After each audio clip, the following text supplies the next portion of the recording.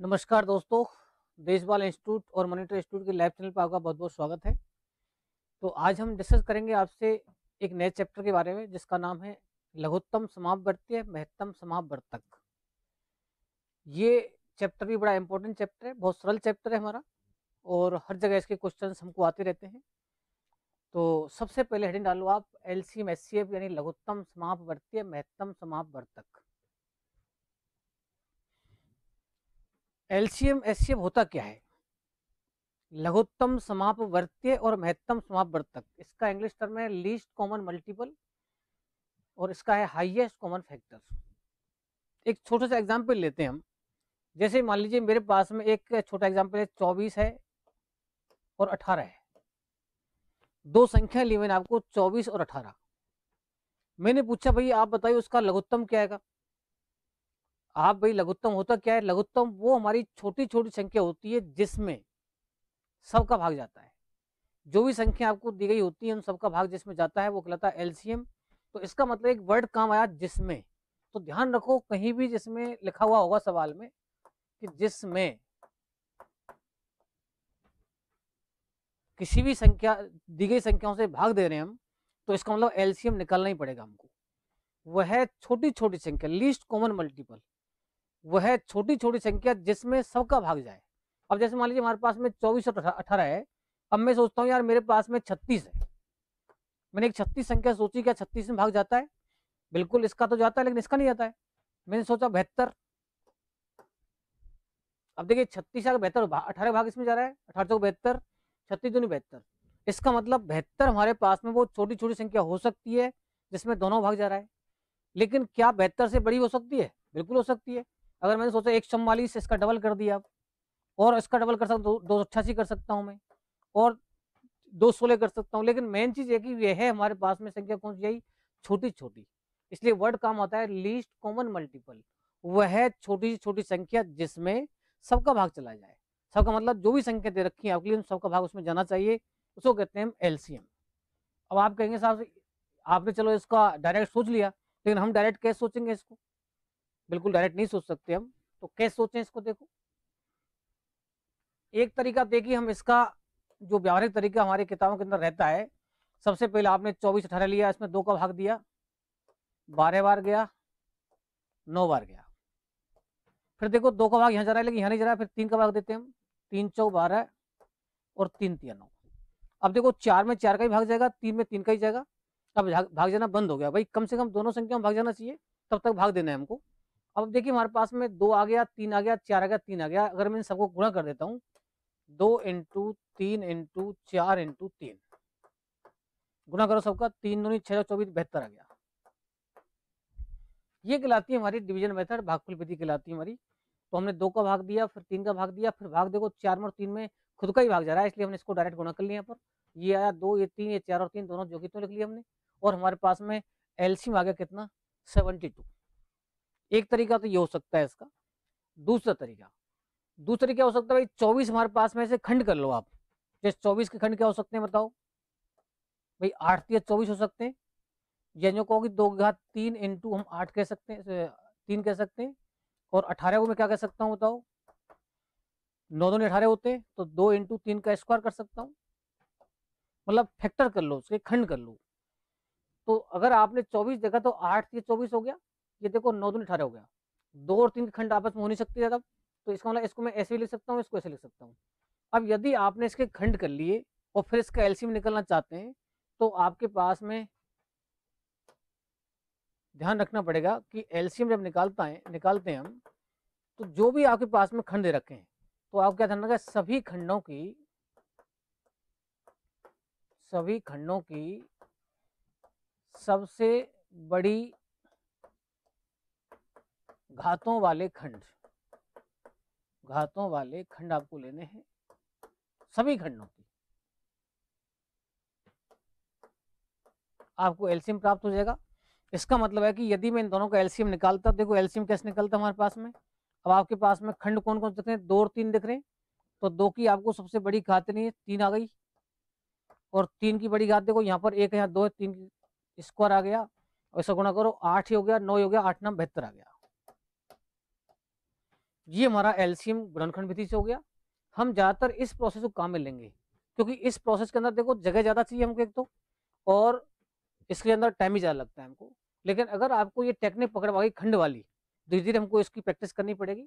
तो आपने 24 खंड किए, आप सोचो भाई 24 खंड तो सब 8 गुना 3 क्यों नहीं किए आपने? बिल्कुल 8 के 24 कर सकते हैं, लेकिन 8 को हम 2 या 3 लिखेंगे। मतलब ऐसे खंड करने हैं आपको जिसके बाद में खंड हो ही, जैसे 2 है और 3 आ गया, देखो 2-3 खंड नहीं होते, तो 8 के 24 कर दिया हमने।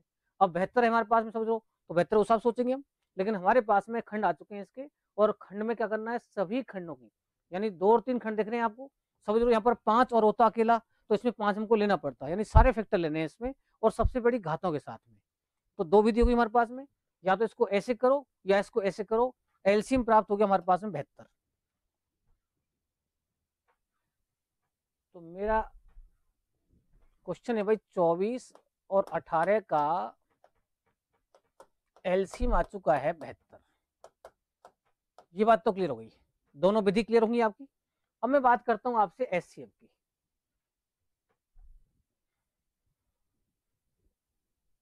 मुझे इसका देखो एचसीएफ चाहिए, एचसीएफ मतलब है कि महत्तम समापवर्तक।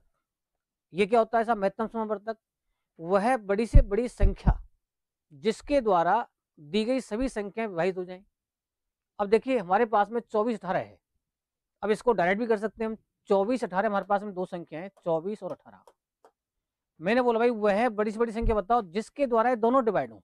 इसका मतलब है कि जिस सवाल के अंदर जिसका समय भाग जाएगा, तो जिसका जहां पर दिख रहा होगा आपको, वहां पर आपको एचसीएफ निकालना ही पड़ेगा।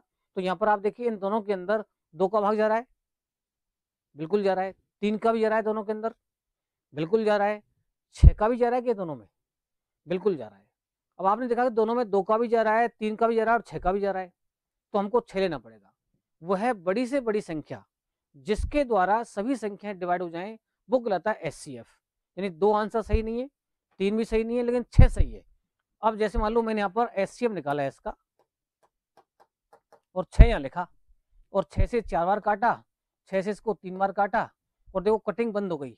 अब 4 और 3 नहीं कट सकते।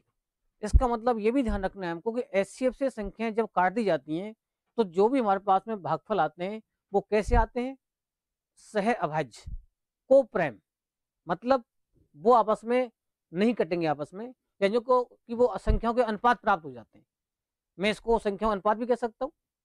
तो मतलब ये रहा कहने का हमारा कि वह बड़ी से बड़ी संख्या जिसके द्वारा दी गई सभी संख्याएं डिवाइड हो जाएं, वो कहलाता है हमारा एचसीएफ। इसको कई बार जीसीडी बोलते हैं हम, जीसीडी, ठीक है ना। तो यहाँ पर आप इसको अब समझ लो, आपके दिमाग में आई साहब मेरे पास तो 24-18 था साहब, मेरे दिमाग में डायरेक्ट 6 नहीं आया, तो कोई बात नहीं। अगर मैं एचसीएफ निकाल रहा हूँ और मेरे दिमाग में सबसे पहले 3 आ गया, 3 से दोनों भाग जा रहा है, 3 से काटा इसको मैंने, 3 से 8 बार कटा, 3 से 6 बार कटा। फिर मैं देख रहा हूँ कि यार 8 और 6 तो और कट सकते हैं, बताओ किससे कर सकते हैं? 2 से कर सकते हैं, मैंने यहाँ 2 और लिखा, 2 से फिर 4 बार काटा, 2 से इसको 3 बार काटा। अब देखो फिर वही चीज आ गई, लेकिन आपको 2 बार काम करना पड़ा। लेकिन अब यहाँ पर देख ध्यान देना है हमको कि 6 हमारे पास में एचसीएफ आने के बाद में कटिंग बिल्कुल बंद हो चुकी है। इसका मतलब ये हुआ कि जब हम संख्याओं को किसी एक संख्या से काटते हैं और उस बड़ी से बड़ी संख्या से काटते हैं, उसके बाद में कटिंग नहीं होती है, तो हमारे पास में एचसीएफ प्राप्त हो जाता है। तो इसका मतलब यह निकला कि 24 और 18 का जो एचसीएफ प्राप्त हुआ वो कितना है बताओ? 6 आया।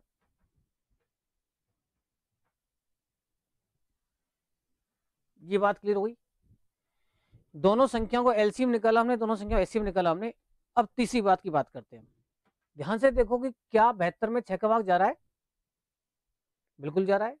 इसका मतलब है कि दी गई संख्याओं का जो एलसीएम होता है ना, संख्या वही है हमारे पास में, संख्या एक ही हमारे पास में 24-18। जो भी हमारे पास में संख्या को एलसीएम आ रहा है वो हमेशा उनके एचसीएफ से डिवाइड होगा। दी गई संख्याओं का एलसीएम हमेशा उनके एचसीएफ से क्या होगा? विभाजित होगा। ये ध्यान रखना है, इस पर सवाल आता है, सवाल करेंगे अभी हम। तो तीसरी बात क्या ध्यान रखनी है हमको कि जो भी हमारे पास में संख्या दे रखी है, अगर उनको हम एलसीएम निकाल रहे हैं, उन्हीं का एचसीएफ निकाल रहे हैं, तो उनका एलसीएम हमेशा एचसीएफ से डिवाइड होगा। तो बिल्कुल डिवाइड हो रहा है, और डिवाइड अगर नहीं हो रहा है तो इसका मतलब आपने कहीं गलती की है। और देखिए ध्यान से कि जब आपने इन दोनों का एचसीएफ निकाला तो हमारे पास में 4 बार कटा और 3 बार कटा, तो मैं इसको 4:3 कह सकता हूँ क्या? बिल्कुल कह सकते हैं।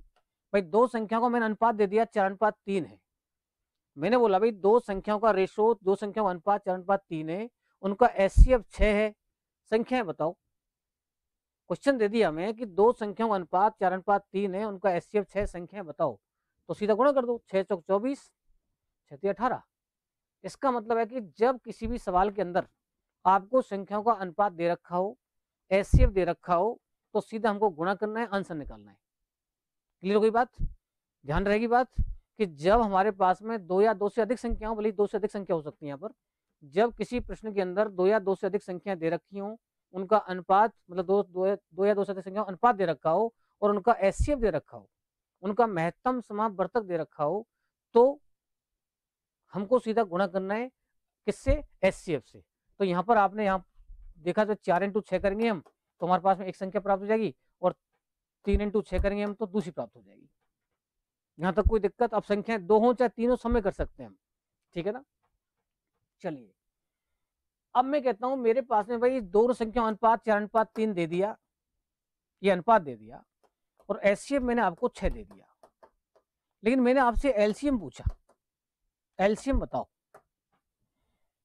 अब ये छोटे छोटे सवाल है, लेकिन ये सवाल रेगुलर एग्जामों अंदर आते हैं हमको।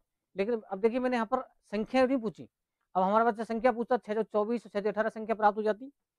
अब मैं एलसीएम पूछ रहा हूँ आपसे। तो कुछ बच्चे क्या करते हैं साहब, पहले संख्या निकालते हैं, फिर संख्या निकालने के बाद में संख्या प्राप्त है, फिर एलसीएम निकालते हैं। ऐसे नहीं करना है।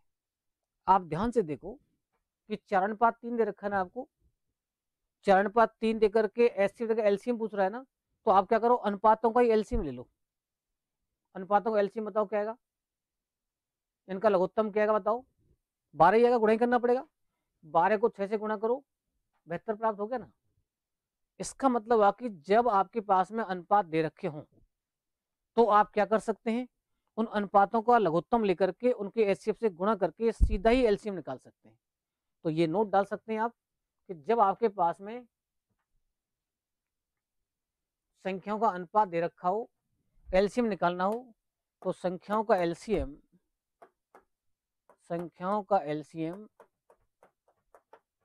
बराबर आ गया हमारे पास संख्याओं के अनुपातों का एलसीएम, संख्याओं के अनुपातों का एलसीएम, अनुपातों का एलसीएम इनटू संख्याओं का एचसीएफ, इनटू उनका एचसीएफ। एचसीएफ मतलब महत्तम समापवर्तक। ये बिल्कुल ध्यान रखेंगे आप, बहुत काम की चीज है।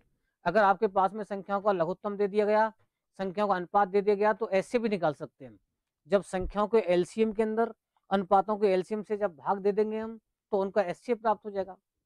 कई सवाल बना सकते हैं यहाँ से हम, तो इन तीनों बातों को याद रखेंगे हम। अब मैं आपको सवाल देता हूँ इसके ऊपर। पहला सवाल, जैसे मान लो मैंने क्वेश्चन दिया भाई तीन संख्याओं का अनुपात, तीन संख्याओं का अनुपात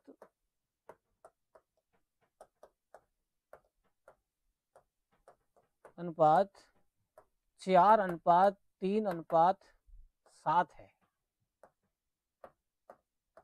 तथा उनका एचसीएफ तथा उनका महत्तम समापवर्तक 15 है। तो सबसे बड़ी तथा सबसे छोटी संख्या का अंतर बताओ, अंतर बताओ। ये क्वेश्चन दे दिया मैंने आपको। अब ये आप जानते हैं भाई, जब आप संख्याओं का अनुपात दे रखा होता है, एचसीएफ दे रखा हो, तो हम डायरेक्ट गुणा कर सकते हैं, और डायरेक्ट गुणा करके हम सीधा संख्या निकाल सकते हैं। यदि मैं आपसे पूछता सबसे बड़ी संख्या बताओ, तो सबसे बड़ा अनुपात देखो 7 है यहाँ पर, तो सबसे बड़ी संख्या की बात करता मैं, सबसे बड़ी संख्या निकालते, तो आप क्या करते बताओ? सबसे बड़ी संख्या निकालने के लिए हम 15 × 7 करते, 105 आता। सबसे छोटी संख्या निकालता मैं आपको, सबसे छोटी संख्या, तो बताओ क्या करते हम? 15 × 3 करते, सब छोटा अनुपात 3 है यहाँ पर, ये 45 आता। फिर मैंने अंतर पूछा आपसे, भाई अंतर निकालते फिर आप इसका, तो बताओ अंतर कितना आता, 5 में से 5 गए 0 बच्चा, ये 60 आता। आंसर तो देखो ये आ गया, लेकिन हमको यहाँ भी और टाइम बचाने का काम करना चाहिए। कैसे? उसने पूछा आपसे भाई सबसे बड़ी और सबसे छोटी संख्या का अंतर क्या है, तो आप पहले अनुपातों का अंतर निकालो ना। सबसे बड़ा अनुपात देखो 7 है, सबसे छोटा अनुपात 3 है, इन दोनों का अंतर कितना है, 4 है। तो मुझे 4 अनुपात का मान निकालना है। एक अनुपात जानते हैं, एक अनुपात क्या होता है हमारा, 15 है। भाई यहाँ जो एस है वो एक अनुपात की वैल्यू तो है, जब 1:15, 4 का मान कितना गया, 60 आ गया। तो मतलब मुझवानी सवाल था, बिल्कुल पेल चलाने की आवश्यकता नहीं थी, क्योंकि आपको रेशो दे दिया, एस दे दिया, तो संख्या निकालने में कोई दिक्कत ही नहीं है, यहाँ पर कर सकते हैं आराम से। कोई डाउट है इसके अंदर? बिल्कुल डाउट नहीं है। चलिए आगे बढ़ो, फिर अगला क्वेश्चन लिखते हैं। दो संख्याओं का अनुपात, दो संख्याओं का अनुपात 4:5 है, तथा उनका एलसीएम या उनका एचसीएफ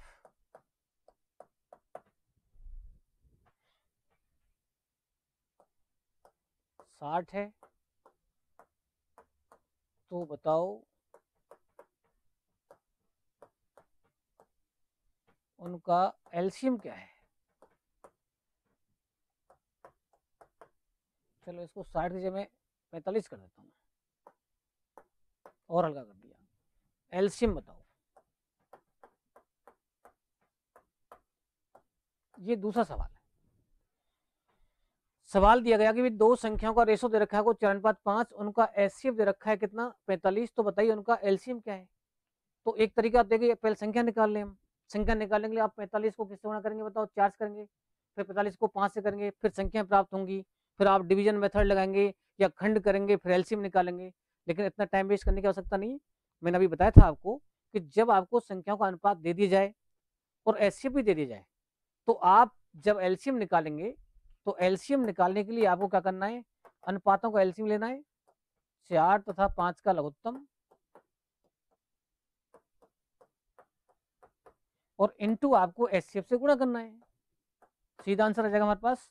अब 4, 5 का लघुत्तम निकालेंगे, गुणा ही करना पड़ेगा, 20 आ गया, और इनटू बताओ 45 करेंगे आप, और 45 गुणा 20 करेंगे, कितना आ गया, 900 आ गया, और सीधा आंसर। कोई डाउट यहां तक? अब अनुपात देख करके एचसीएफ दे के एलसीएम पूछ लिया उसने। उल्टा भी कर सकता है वो, अगर आपको एलसीएम दे देता वो 900, अनुपात देता आपके लिए 4:5, फिर आपसे पूछता एचसीएफ बताओ, तो क्या करते हम, तो हम एलसीएम के अंदर अनुपातों के एलसीएम से भाग देते, तो हमें एचसीएफ प्राप्त हो जाता। अभी मैंने ये तो लिखा था आपको कि संख्याओं का एलसीएम बराबर अनुपातों का एलसीएम इंटू एचसीएफ। तो इसका मतलब संख्याओं के एलसीएम के अंदर अनुपातों के एलसीएम से जब भाग देंगे हम, तो एचसीएफ प्राप्त हो जाएगा। इसी प्रकार देखो 900 में यदि आप 20 का भाग देंगे तो 45 आएगा। तो इसका मतलब है कि आपको अगर क्वेश्चन दे दिया जाए, तीन संख्या के लेते हैं अब, तीन संख्याओं का अनुपात, तीन संख्याओं का अनुपात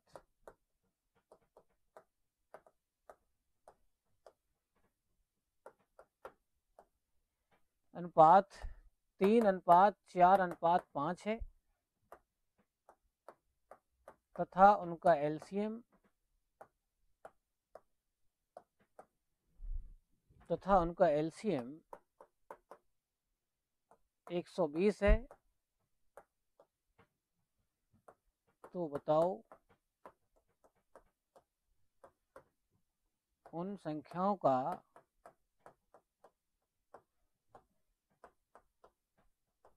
एचसीएफ कितना है। एचसीएफ बताओ कितना है, ये दे दिया आपको। तीन संख्याओं को रेशो दे रखा है आपको 3, 4, 5। क्लियर हो गई बात। उनका एलसीएम दे रखा है कितना, 120। संख्याओं का एचसीएफ पूछ रहा है, तो बहुत से बच्चों ने चेक कर लिया अब तक। अगर मुझे एचसीएफ चाहिए तो संख्याओं के एलसीएम के अंदर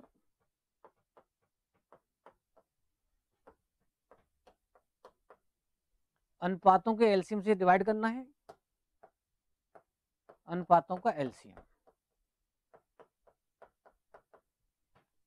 इसका मतलब 120 ऊपर आएगा और 3 4 5 का लघुत्तम बताओ कितना आएगा, 4 3 12 60 ही आएगा इसमें, और आंसर बताओ कितना आ जाएगा, 2 आ जाएगा। इसका मतलब है कि उन संख्याओं का जो एचसीएफ था वो कितना था बताओ, 2 था। अब यहाँ पर एक चीज और बढ़ा सकता है, वो पूछ सकता है हमें सबसे छोटी संख्या बताओ। तो पहला काम तो देखो एचसीएफ निकालने का ही है। अब एचसीएफ जब निकल जाता है हमारे पास में तो हम जानते हैं कि अनुपात पता है, एचसीएफ पता है, गुणा करो संख्या प्राप्त हो जाती है। यदि मैं बता सबसे छोटी संख्या बताओ तो आप सबसे छोटे अनुपात को 2 से गुणा कर देते। इसका मतलब संख्या थी वो आपकी 3 दूनी 6 थी, 4 दूनी 8 संख्या थी और 5 दूनी 10 संख्या थी। ये आपके पास में संख्याएं थी तीनों, और ये हमारे पास में इनका एचसीएफ था। अब संख्या बड़ी आ सकती है लेकिन एक बेसिक कॉन्सेप्ट चल रहा है, एक व्यवहारिक क्लास चल रही है, फिर हम क्वेश्चनों के माध्यम से अलग से प्रैक्टिस करेंगे इसकी। अभी मैं आपको पूरी बेसिक बात बता रहा हूँ पूरे सिस्टम की, उसके बाद में जब प्रैक्टिस करेंगे तो आपको और भी एग्जाम्पल मिलेंगे यहाँ पर, ठीक है ना, तो उनको हम जल्दी कर सकते हैं। कोई डाउट यहाँ तक? इसका मतलब है कि आपको यदि अनुपात दे रखे हैं, एलसीएम दे रखे हैं, तो आप एचसीएफ निकाल सकते हो। अनुपात दे रखा है, एचसीएफ रखा है तो एलसीएम निकाल सकते हो, और संख्याओं का एलसीएम देकर के और संख्याओं का अनुपात देकर एचसीएफ पूछ रहा है तो डायरेक्ट निकाल सकते हो। कोई डाउट यहाँ तक? चलिए और आगे बात करते हैं। एक छोटा सा एग्जाम्पल और लेता हूँ। देखो जैसे मान लो मेरे पास 15 संख्या है और मेरे पास 20 संख्या है। अब मुझे बताओ आप जल्दी से कि 15 और 20 का लघुत्तम क्या आएगा। मैंने पूछा आपसे 15 20 का एलसीएम बताओ क्या आएगा, एलसीएम। अब आप जानते हैं एलसीएम वो संख्या होती है जिसमें इन दोनों का भाग जाएगा। अब जल्दी जल्दी में कई बार बच्चा बोले 5 आएगा, सॉरी 5 कहाँ से आएगा, 5 तो हमारे पास में एचसीएफ है इसका। भाई हमें वो संख्या चाहिए जिसमें इन दोनों का भाग जाए, यानी इनसे छोटा तो आ ही नहीं सकता वो। इसका मतलब है कि 15 20 का लघुत्तम कितना आएगा, 60 आएगा, तो 15 का भी भाग जा रहा है इसमें और 20 का भी जा रहा है, ठीक है ना। और आपके हिसाब नहीं, ये दिमाग में नहीं है बात, तो कोई बात नहीं, इसको 3 × 5 कर लो, इसको आप 2 का स्क्वायर × 5 कर लो। अब मुझे एलसीएम चाहिए, तो मैं जानता हूँ एलसीएम निकालने के लिए आपको सभी खंडों की सबसे बड़ी घात लेनी पड़ती है। तो 2 की बड़ी घात देखो 2 है, एक 3 दिख रहा है इसमें, और एक आपको 5 दिख रहा है, तो 4 3 12 60 आ गया ना। छोटी संख्या थी इसलिए मैंने डायरेक्ट मुझे लिख दिया, लेकिन अगर तरीके से ऐसे करना है तो खंड कर लो आप, और खंड करने के बाद में सबसे बड़ी घातों वाले खंड लेने हैं आपको। तो इसमें 3 खंड दिख रहे हैं आपको, 2 दिख रहा है, 3 दिख रहा है, 5 दिख रहा है, ये 3 ही खंड तो दिख रहे हैं। इन तीनों खंडों पर जो भी आपको बड़ी घातें दिख रही हैं वो लेने बस। यहाँ पर आपको 60 आ गया, देखो 4 3 12 60 आ गया, बिल्कुल आ गया। अगर मैं पूछता हूँ भाई मुझे इनका एचसीएफ चाहिए, एचसीएफ बताओ, तो एच जानते हैं भाई जिस संख्या से दोनों संख्या कटेंगी और वो संख्या बड़ी से बड़ी होनी चाहिए। तो मुझे बताओ इन दोनों भाग किससे जा रहा है, 5 का जा रहा है, 5 का भाग इसमें 3 बार जा रहा है, इसमें 4 बार जा रहा है, और उसके बाद में भाग जाएगा नहीं। इसका मतलब कि इनका एचसीएफ 5 था और एलसीएम कितना था इनका, 60 था। अब आप सोचिए कि 60 × 5 करते हैं हम तो 300 आता है, और 15 × 20 करते हैं हम तो भी 300 आता है। इसका मतलब सूत्र बन गया हमारे पास कि दो संख्याओं का जो गुणनफल होता है वो उनके एलसीएम और एचसीएफ के गुणनफल के बराबर होता है, बिल्कुल फिक्स है। दो संख्याओं का मल्टीप्लिकेशन दोनों के एलसीएम और एचसीएफ के गुणनफल क्या होगा, बराबर। तो सूत्र लिख सकते हैं, दो संख्याओं का गुणनफल, दो संख्याओं का गुणनफल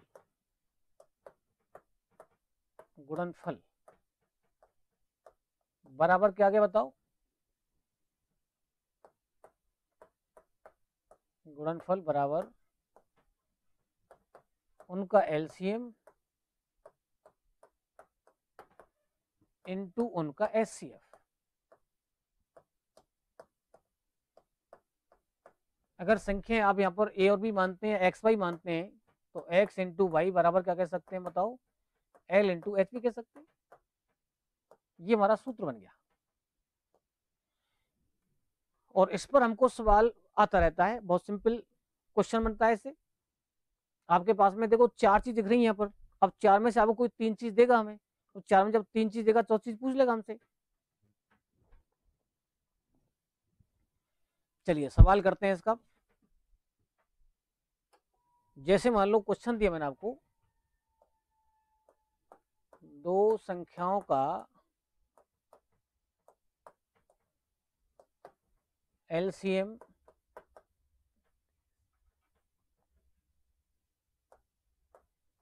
350 है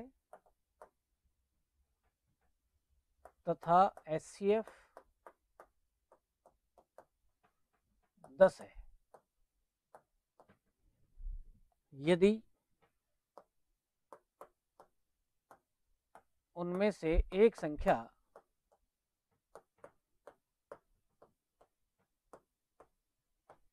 सत्तर है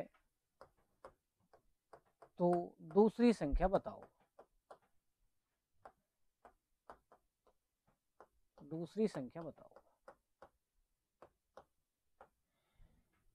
अब आपके लिए देखो एलसीएम दे दिया है, एचसीएफ दे दिया है, एक संख्या दे दी, तो यह जानते हैं हम कि भाई एक्स इंटू वाई बराबर बताओ क्या होता है, एल इंटू एच होता है। एक्स इंटू वाई का मतलब दोनों संख्या गुणनफल है। एक संख्या दे रखी है आपके लिए कितनी, 70, दूसरी हमको निकालनी है, वाई का मान निकालना है। एल का मान दे रखा है आपको 350 और इंटू एच का मान कितना दे रखा है, 10 दे रखा है आपको। 70 से काट सकते हैं इसको 5 बार, और 5 इंटू 10 कितना हो जाएगा बताओ, 50 आ जाएगा। इसका मतलब दूसरी संख्या प्राप्त होगी 50। तो इस टाइप का हमको सवाल मिलता है जिसमें आपके लिए दो संख्याओं का एलसीएम देगा, एचसीएफ देगा, एक संख्या देगा और हमसे पूछ लेगा दूसरी संख्या। तो आराम से इस फॉर्मूले के माध्यम से आंसर निकाल सकते हैं। ठीक है ना, कोई डाउट इसके अंदर?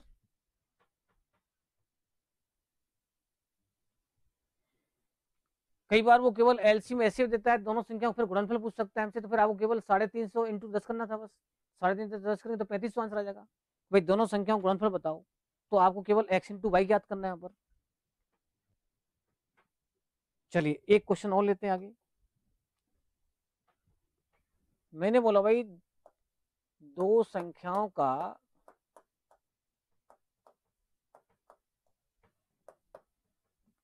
एलसीएम 145 है तथा उनका एचसीएफ 15 है। कितना है, 15। तो बताओ ऐसी संख्याओं के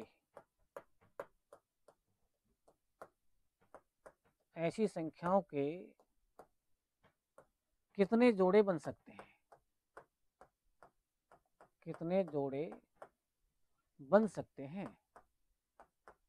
ये पूछ रहा है।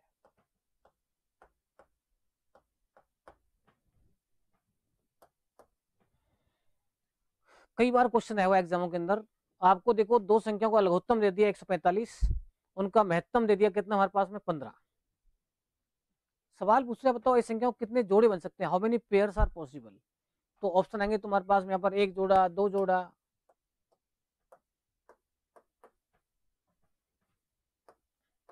तीन जोड़ा, चार जोड़े और एक भी जोड़ा नहीं, ऐसा भी आ सकता है।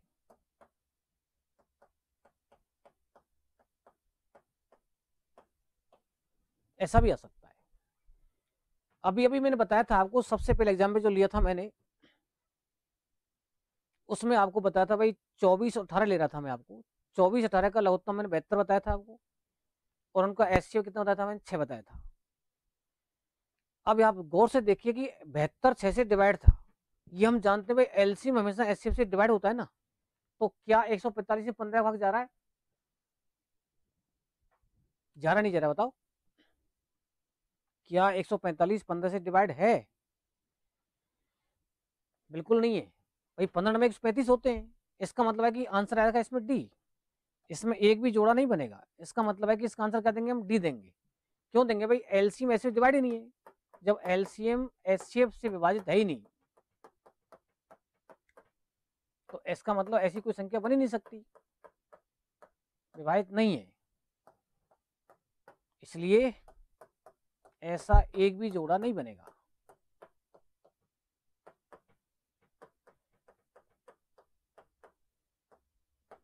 ये इसका आंसर आएगा। अब आपके दिमाग में बात आ रही होगी साहब यदि भाग चला जाता तो कितने जोड़े बनते, वो फिर आगे बात करेंगे हम, ऐसे ढेर सारे क्वेश्चन करने वाले हैं हम कि यदि जोड़े बनेंगे कितने बनेंगे। लेकिन अभी हम इतनी बात कर रहे हैं कि if LCM is not divisible by HCF, इसका मतलब कोई पेयर नहीं बनेगा, एक भी जोड़ा नहीं बनेगा, ये हम बात कर रहे हैं अभी। तो यहाँ पर इसका जो आंसर था हमारा डी था, ठीक है ना। अब ये एक अलग प्रकार से भी सवाल आ सकता है, जैसे इसमें तो कोई दिक्कत नहीं है ना, और कैसे दे सकते हैं देखो हम,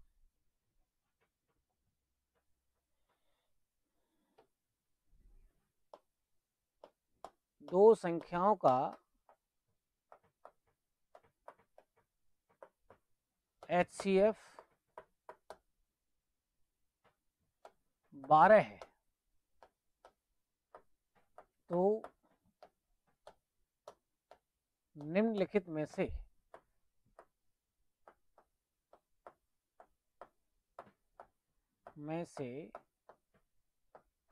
कौन सी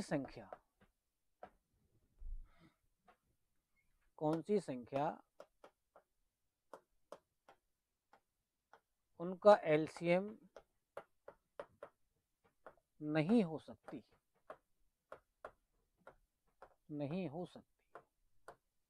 ये पूछ लिया आपसे। दो संख्याओं का एचसीएफ 12 है तो निम्नलिखित में से कौन संख्या उनका एलसीएम नहीं हो सकती। मैं ऑप्शन दे रहा हूं आपके लिए, निम्नलिखित का मतलब ऑप्शन को देख के आंसर देना है हमको।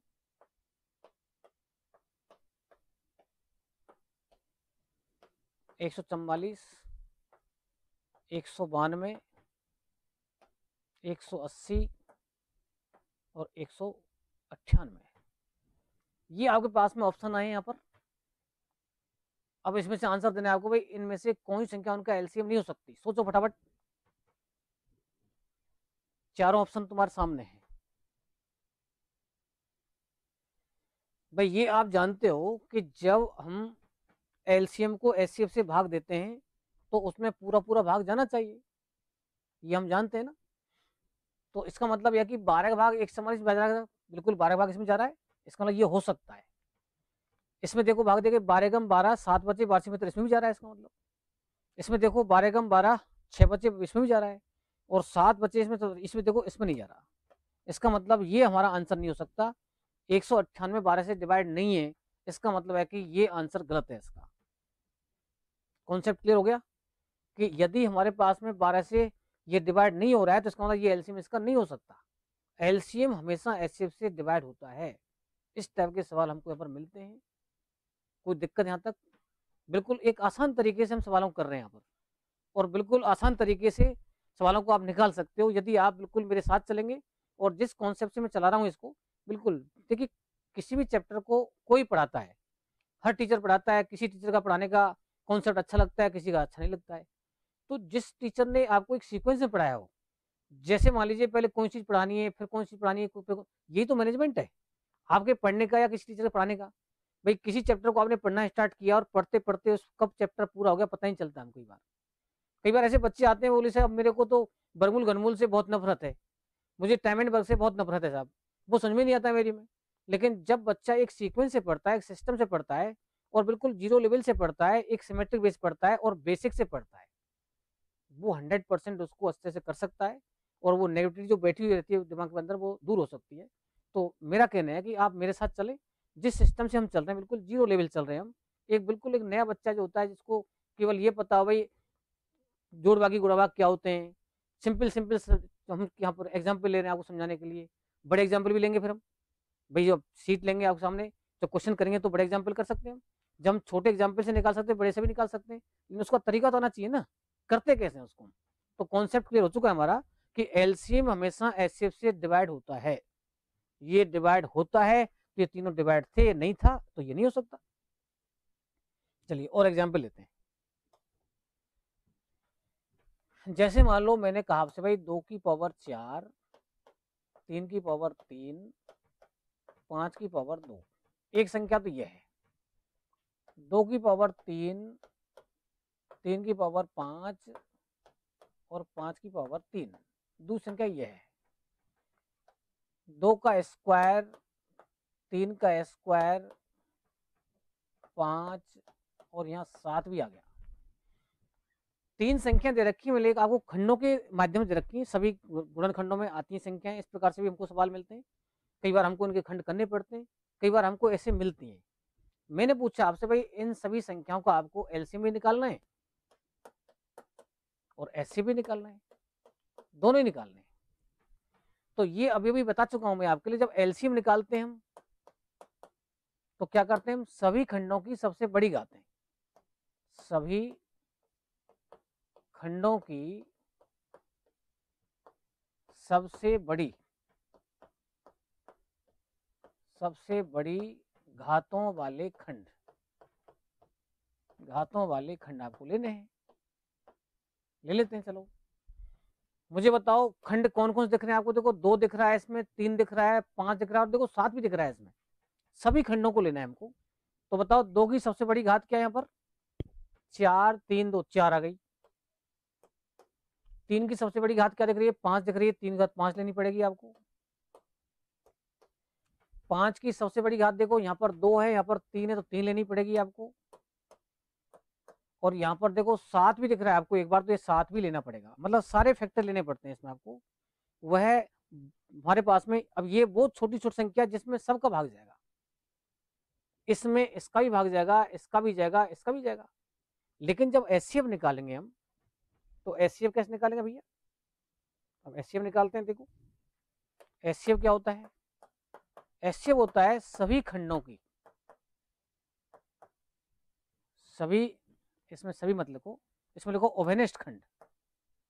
ओवेनेस्ट खंड, ओवेनेस्ट का मतलब होता है कॉमन, ओवेनेस्ट खंडों की सबसे छोटी घातों वाले खंड, घातों वाले खंड। इसका मतलब क्या हुआ, ओवेनेस्ट का मतलब होता है कॉमन। अब बताओ मुझे कॉमन यहाँ पर क्या क्या दिख रहा है, कॉमन मतलब होता है सब जगह हो। अब देखो 2 यहाँ भी है, 2 यहाँ भी है, 2 यहाँ भी है, तो 2 कॉमन हो गया। लेकिन सबसे छोटी घात वाला, छोटी देखो यहाँ 4 घात, यहाँ 3 घात है, 2 घात है, तो यहाँ पर 2 का स्क्वायर आएगा।